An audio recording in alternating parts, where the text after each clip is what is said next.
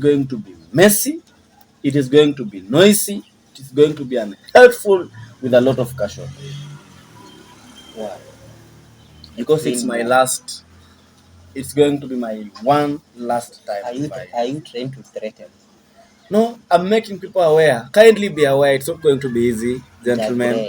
It's not going to be easy. It's not a threat. It's not going to be easy for those who think it will be easy. They have to psychologically prepare. I want to meet competitors. That's why at least I'm making them aware. I want to meet people who are prepared to face the third wave of Mbullunation. I want to meet serious people in my next election. So kindly, guys, I'll vie for SG. Prepare for me. Prepare for the third wave of Mbullunation. It's not going to be easy again. Have you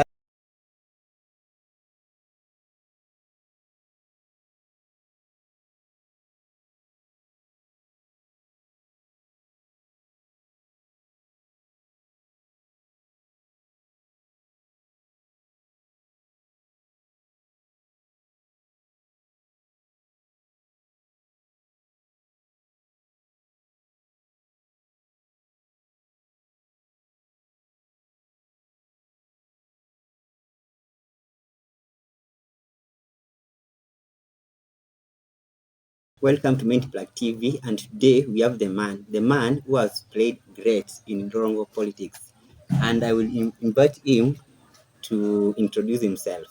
Welcome. Wow. Thank you, Plug TV, first for the recognition and the welcome that I've received here. My name is Jeff Wambulwa. I'm a student in Rongo University, a third-year student taking communication and journalism. As you said, I am a student with kind of small history in the political environment of our school, university politics. And I thank God for that. I thank Plug TV for the recognition of the same. Thank you for welcoming me here. Well, before we proceed, yes, I would like to know who is Jeff in Rongo politics. Wow. At the moment, Jeff is an elder in Rongo politics. I can openly say that because it's something that I am. I am a loved person in Rongo University politics. I give it my best. In Rongo University politics at the moment, I can say I'm an aspirant in it again for the last time in Rongo University politics in my life in campus. So I don't have an exact answer for that question, but honestly, in Rongo University politics, I'm a stakeholder in it. Okay. Thank you. Before we proceed, you said that you will try to vie again. Yes. What has been pushing you? You vied while in first year, while in second year, and while in third year, you still won. What has been pushing you? Ladies and gentlemen, in the television and those who are viewing us, I am going to vie so that I get a chance to represent my people. I'm going to vie so that I get a chance to stand and speak a word on behalf of these honorable comrades. I'm going to vie because in the past I vied and I didn't get the chance because maybe time haikuwa imefika. But I feel at the moment I'm going to vie because it is my time. I'm going to vie because I feel it is time we have to shape a few things in the university. Ni pengo gani ambayo umeona maybe your predecessors hawajafanya na ungependa kufanya? First of all, I want to appreciate every effort that our people who are in government at now, what they are doing for us, what they are trying to push for us. But also, I want to stand tall in this. I want to be bold enough in this. Ladies and gentlemen who are viewing us, if we are not keen in Rongo University politics, this is going to be the worst regime in the history of my life in campus.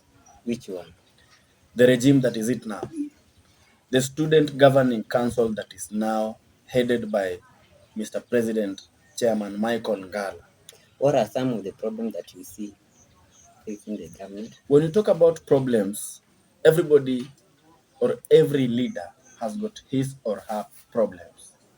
What is this making? Everybody is not perfect in this regime. But now, the issue or the problem is that they're allowing their problems to be problems of comrades. They're allowing their ability not to negotiate with the administration to be problems to comrades. They're allowing themselves to fall in traps of the administration.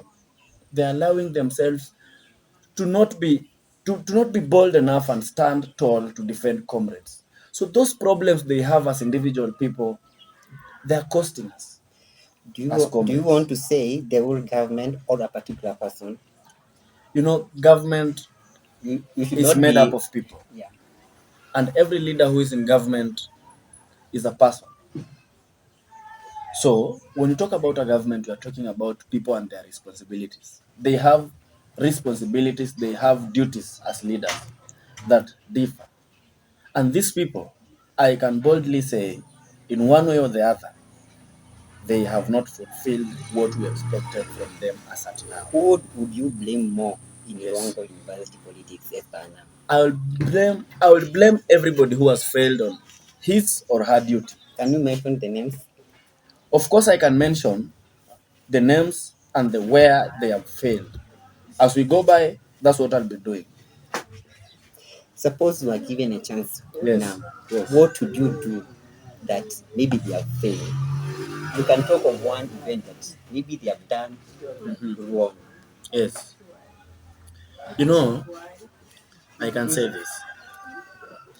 When you are a student leader, when you are a leader anywhere in the world, leadership is a responsibility of the heart. Leadership is something that comes from the heart. You know, we are having leaders in university currently that really don't care. In terms of the issue of paying fees by 11th November, that is suicidal to some of comrades. Some of us do pay fees that morning after we have hustled, after we have even sold our phones. So you want to say the issue of fee payment Yes. is one of the things that is giving you headache? Yes, the university leadership, student leadership has failed in that. I can boldly say that they have failed in allowing the administration to tell us to pay a fee by 11. Suppose we are given that chance. If you are, Yes. what will you do to make sure that maybe the time has been pushed? There is one thing you need to know. We have two representatives of the students at the Senate. Such decision makings are made from the Senate. We have the Secretary General and we have the President at the Senate.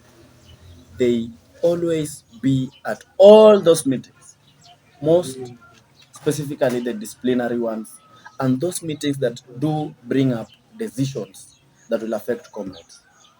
These people have failed to negotiate on behalf of comrades. After the notice, they went silent. Nobody from this leadership has been responsible of that notice. They haven't taken ownership of the notice. And as comrades, my friend, we are not comfortable because of that thing. And from the bottom of my heart, it is painful to see a person defer when we have almost 2-3 weeks to examination. Apart from that particular issue, Yes. do you have any other issue that you would say that the government has? Okay, I'm here for an interview with Mindplug TV. I'm here to be asked questions and answer. So if you want me to ask my questions and answer myself, then I could be here alone I've without just a asked, moderator. apart from that, Yes. about paying of fees, do you have any other issue that you feel that they have failed as the student council? Leadership in university is not like leadership out here. That's why I've asked. Listen to me, I'm talking. Okay. It's my time. You have to learn how to observe and taking as a journalist. Leadership in university is not like leadership out of campus. leaders in university here, they don't have financial muscles or financial kitties to do a lot of wonders around. They don't have CDF, they don't have a budget that will make us see a lot of things happen. Leadership in university is supposed to be a consultative thing, whereby I have power to question one or two things. That issue of school fee, it's there. But now the question is, why are leaders failing to be answerable on these matters? They are not telling us why and how they reached to that decision. Okay. And we need to know. You haven't answered my question, but Yes. let's move forward. Mhm. Kwenye pitapita zetu tunapata some students are complaining that it's like the leadership is not, there's lost glory amongst the leadership. Yes. How can you say that? When you talk about lost glory, Yeah, they are of saying the student leadership, yes. you know, student leadership, it's just about a voice. First of A all, voice. support. Yes, support that. I firmly support that. So you agree with the comrades? I agree with the comrades kwamba the glory of student leadership is lost. Reason being? I have several reasons for it, but now mainly I can put this as a reason. Student leadership is supposed to be a voice to defend comrades. All of us cannot visit the office of the dean of students to work on several issues. We cannot visit the office of the vice chancellor to work on several issues. We cannot visit the office of the academic registrar to work on these issues. That's why we need student leaders. Unfortunately, we have student leaders who are cowards. And apart from not going to the relative authorities, they are not even answerable to us. They are not telling us anything the same way they are not telling the administration anything. I don't want to blame the administration. The issue is that we don't have that vibrant student leadership again. We don't have that student leadership that, as comrades, we can see tangible reasoning with them. You know, as a consultative thing, student leadership is supposed to have some meetings with people, at least to have a platform to listen to comrades. Unfortunately, in Rongo University, we have an office for the student leadership. The office is full of nonsense in that office. When you go in that office, you won't even meet the president in that office, you won't meet student leaders. You will meet elders who helped some few leaders to win elections. They will be seated in there making a lot of stories in their mother tongue. My friend, I'm not comfortable with that issue from where I sit because of this. Ni sawa. Yes. Ulijaribu kuwa speaker. Ukajaribu kuwa general rep. Yes. Na unajaribu kuwa SG. Who has told you that? Rumors. Wow. Then it seems that unaweza kuwa unajua role za hii kanzo ya shule. Can you explain to us which are these roles? Kama ni nini wanafaa kufanya nini? For example, kama ni governor anafaa kufanya hivi, kama ni general rep anafaa kufanya hivi, kama ni ladies rep. At least tukue tunajua, tunaweza kuwa tuna blame mtu mmoja from one side, ili hali hiyo kazi ilikuwa kwa nini. Maybe tuna blame the governor, but unapata hiyo kazi so responsibility ya in short, you want me to tell you the roles of every student leader in Rongo University? Briefly. If possible. All academic representatives in Rongo University, they report to the Congress. They are members of the Congress. Apart from being practical in their schools, to work with the HODs, the lecturers, and the students in making sure academic reports and progress is clear in their schools, they report their issues to the Congress. So, the academic representatives are mainly there to share the academic grievances, to share the academic progress to the academic committees in Congress that is headed by maybe one of them in conjunction with the Office of the Secretary General. Number two, to bring those issues to the Congress so that the Speaker of the Congress will forward them to the Dean of Students for a lot of consultation, maybe with the administration. Ladies representatives are there because of the well-being of ladies. You know, ladies have got private issues. And You want to mean ladies rep? Yes. Has nothing to do with the men? It's not that way. As a leader, as a general leader, of course she must be concerned with the welfare of people. And But what are more, some of the things that ladies rep should do to the women in the society? it's just that our ladies are not innovative. Our ladies representatives here are not innovative and creative. You want to mean they have still failed? Yeah, they have all failed. Those people have failed. All ladies representatives have failed. I don't see girl talks. I don't see merry-go-rounds and circles here to help one another in terms of ladies' affairs. I don't see a lady going to the county government of Migori, to the woman representative, at least to get something from the affirmative action, which is under the stewardship of the woman representative, to at least lobby for some pads for fellow ladies. I haven't seen that. We have ladies who are expectant in Rongo University. They are stigmatized. We don't see girl talks. We don't see guidance. We have ladies wenye wamejifungua wako na watoto wadogo. We don't see those ladies being taken good care of.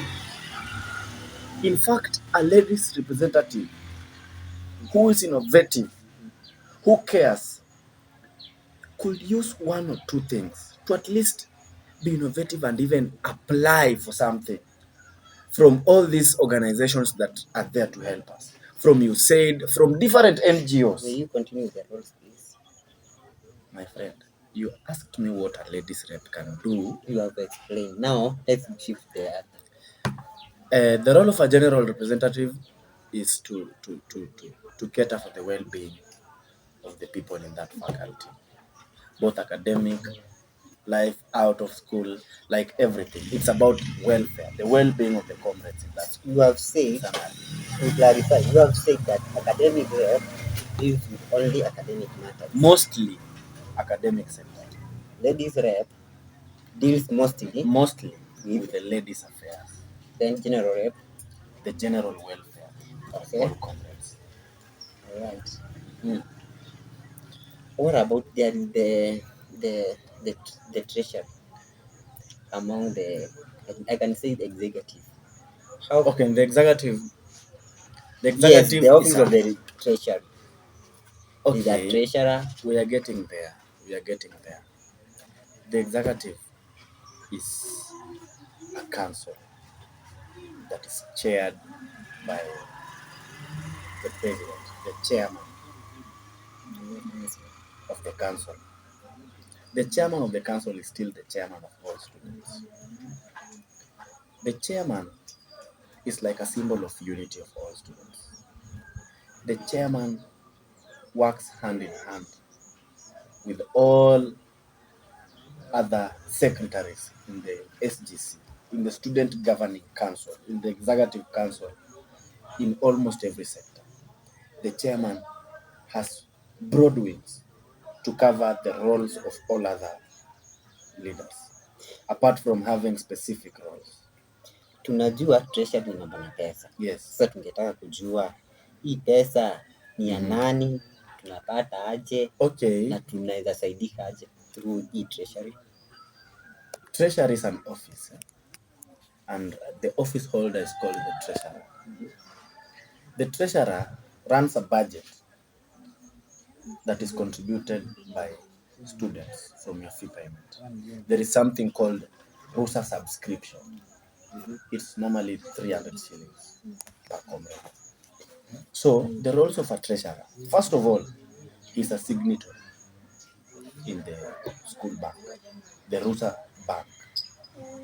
Number two, the role of a treasury is to budget the amount we have as RUSA association to budget for it and present it to the Congress in the first 14 days of the Congress one. What's the purpose of this money? This money is for students.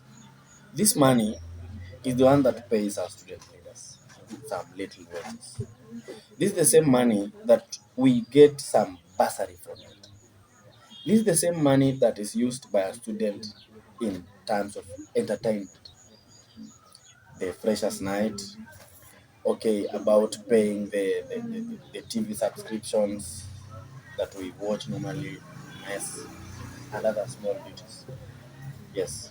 You have talked about the bursaries in that office. Yeah. Now, in a scale of 1 to 10, Yes. how can you say allocation about the allocation of the bursaries? Has it been What do you want me fair? to rate? The allocation, has it been done well? Okay, I can't really know more about that because those who allocate bursaries, they do that after vetting. And honestly, I haven't been in the vetting committees, so I don't know those people who have been given bursaries if they deserve or not. But now there is this disease of conmanship, the disease of cartelism in the issue of bursary allocation. People who go to that office do reward students who have helped them reach there with those bursaries. I want to condemn that. I will not speak a lot about it, but I want to firmly condemn that issue. How did you come to this conclusion? And you have said that you have no idea. I didn't say I have no idea. I You said said that. I have not been Get in the me. vetting team. Get me. You said that Yes. you don't know about the allocation, the way they do. But now you contravene yourself again. You are saying that those people have been assisting those assisted them to get there. I told you, you need to be listening. Next time, you have to be keen with my words. Don't put your words in my mouth. I said, I don't know a lot about those who have been given because I haven't vetted them. I'm not in the vetting committee. I'm not a leader.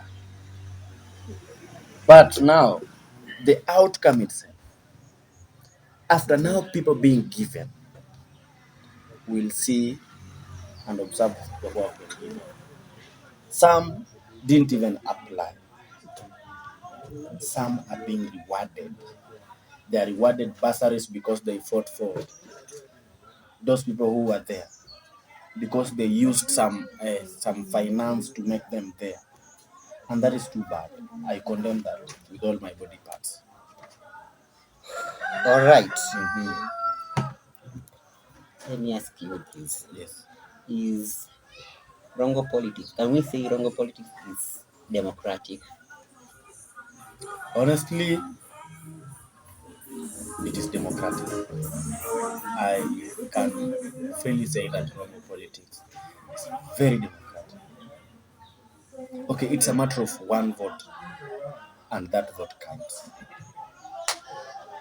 I haven't witnessed any scenario of maybe rigging elections. It is free, fair, and credible. I want to applaud those people who are working or who work to make sure that elections are very fair. I want to laud the winners. Now, before we conclude, Yes. you vied as a speaker, Yes. you vied as a general rep. Yes. What next? What should we expect? Wow. You have said that I vied for speaker, I vied for general rep, and you're expecting something, right? Yes, what are we expecting?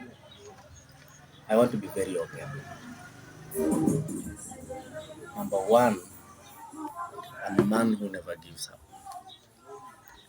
I've been through a lot in terms of politics.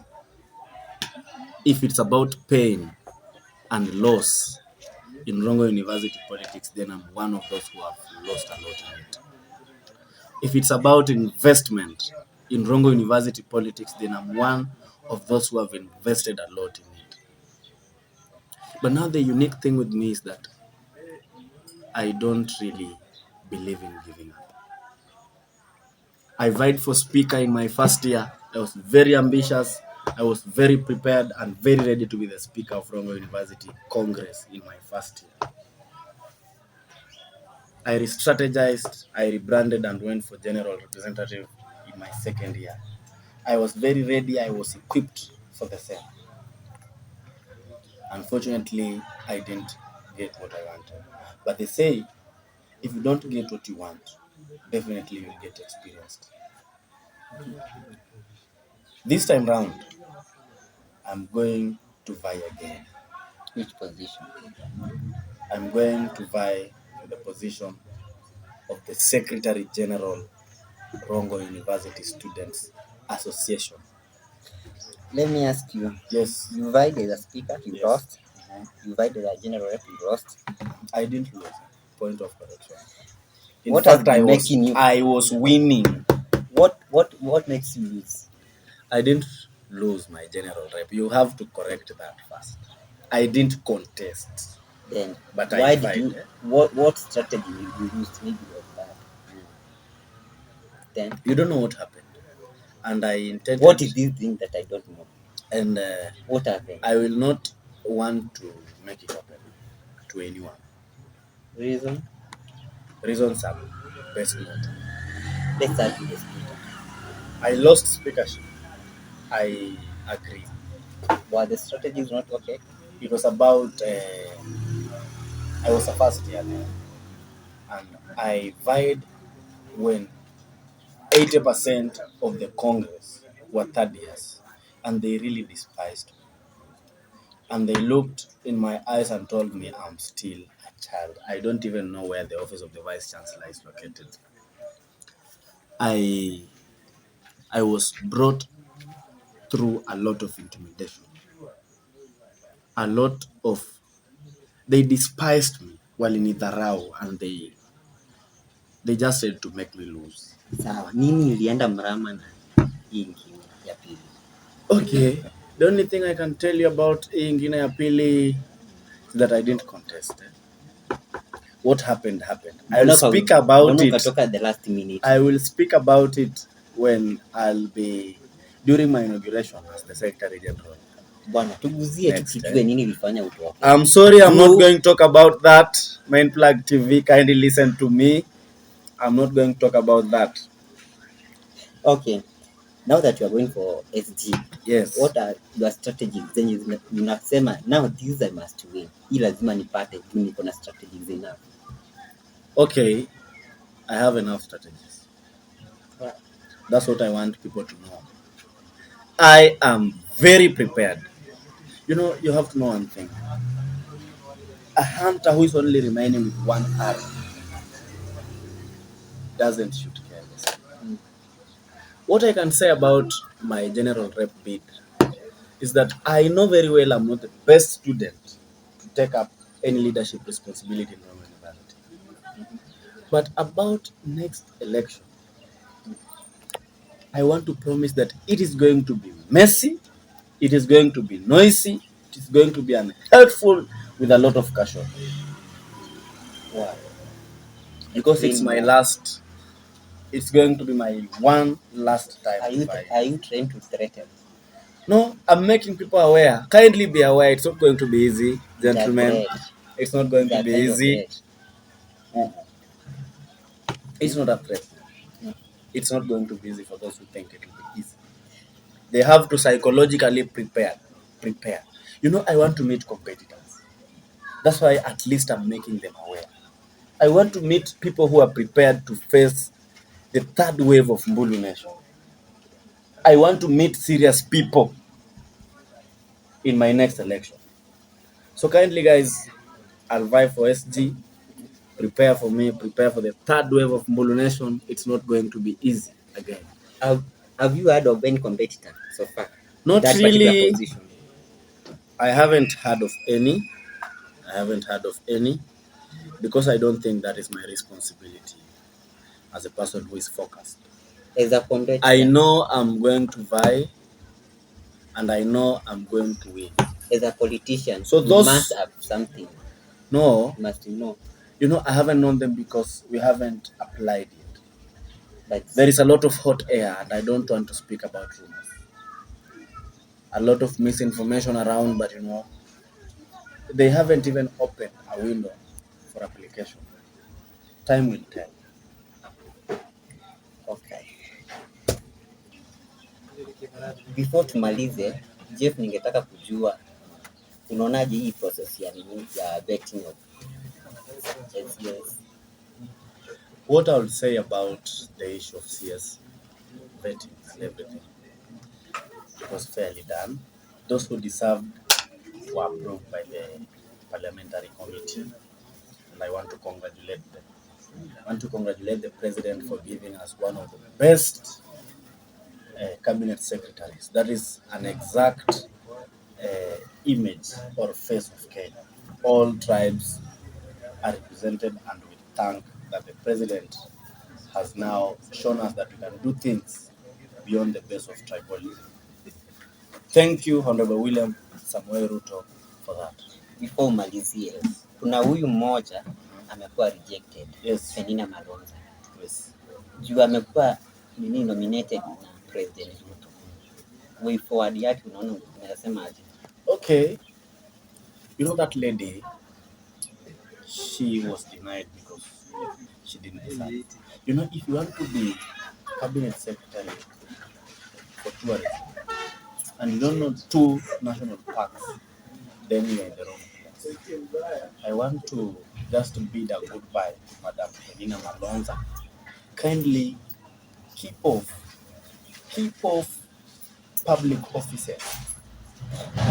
Please keep off public offices, especially in the Ministry of Tourism. And I want Mr. President to apologize to us for nominating somebody who is not equal to the task. Bearing in mind that yes, she was a nominee from Ruto, the president. Yes.